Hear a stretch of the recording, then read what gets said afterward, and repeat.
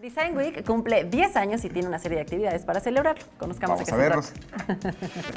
La Ciudad de México es sede del Design Week México 2018, un espacio dedicado a la presentación de más de 50 exposiciones en las que se aprecian artículos de diseño y en donde no existen razones algunas para no acudir.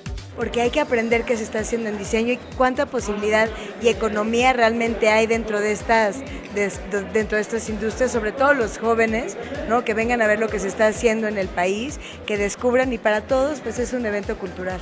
En el Museo Nacional de Antropología, por ejemplo, los amantes del diseño podrán observar la exposición Visión y Tradición, una auténtica representación de la comunicación del pasado con el presente.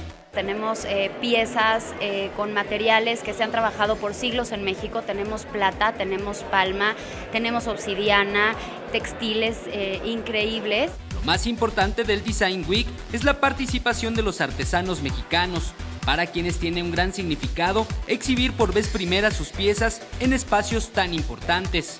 Es la primera vez que hemos participado en este evento y la verdad pues sí, nos encantó, o sea, pues la gente más que nada nos trató muy bien y pues ahora sí que pues quiere uno pues tratar de dar a conocer su trabajo.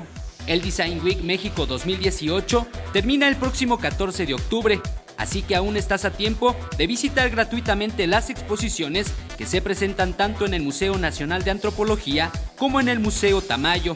Con imágenes de Jesús Arias, Eric Pinto, 21 Noticias.